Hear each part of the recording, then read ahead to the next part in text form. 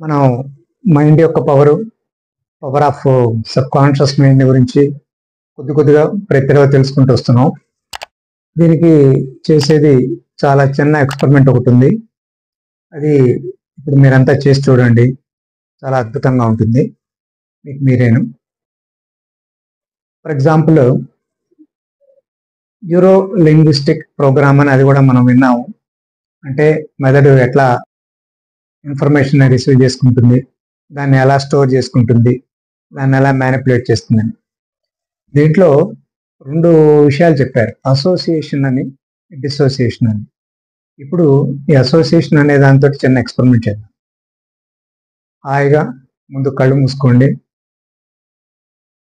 అనేకసార్లు చెప్పుకున్నాం మనం, కళ్ళు మూసుకుంటే మనకి ఎక్స్టర్నల్ ఇన్ఫ్లుయెన్సెస్ నుంచి, అంటే బయట వాతావరణం నుంచి, బయట విషయాల గురించి మన మైండ్ క్లీన్ అయిపోతుందని. చాలా వరకు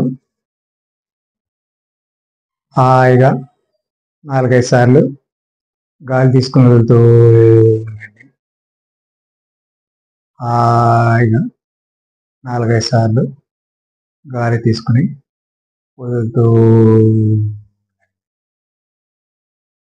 ఇలా చేసిన ప్రతిసారి చాలా హాయిగా ఉంటుంది. ఇప్పుడు మీకు బాగా నచ్చిన ఒక సంఘటనని జ్ఞాపకం చేసుకోండి, లేకపోతే మీకు బాగా నచ్చిన పాట. అప్పుడు మీరు ఏం చేస్తున్నారు, ఎవరెవరు ఉన్నారు, ఏ రంగు బట్టలు వేసుకున్నారు, ఏం పాట వింటున్నారు. ఇలా ఉన్నప్పుడు మెడ కొద్దిగా ముందు కొంచుకోండి.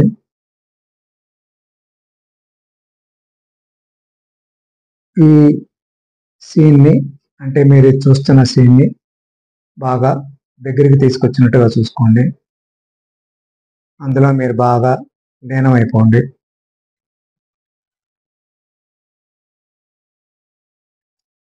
ఈ మంచి పాటను కూడాను తగినంత వాల్యూమ్లో పెట్టుకున్నట్టుగా చూడండి.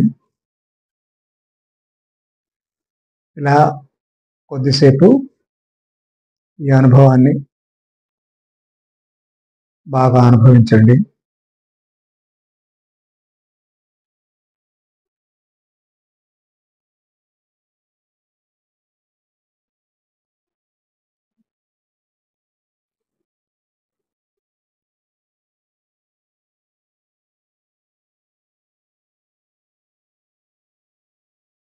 మీకు ఇప్పుడు ఎలా అనిపించింది, దీన్ని బాగా జ్ఞాపకం చేసుకోండి.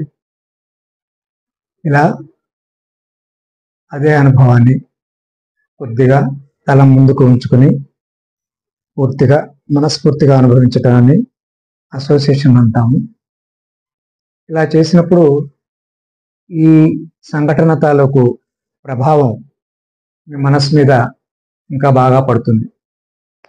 అంచేత మీకు ఇలాంటి అనుభవాల్ని ఒక 4-5 తడవ జ్ఞాపకం చేసుకుని మీరు ఇలా కొద్దిగా తల ఉంచుకుని వాటిని అనుభవించేటైతే మీరు మరింత ఆనందంగా ఫీల్ అవుతారు.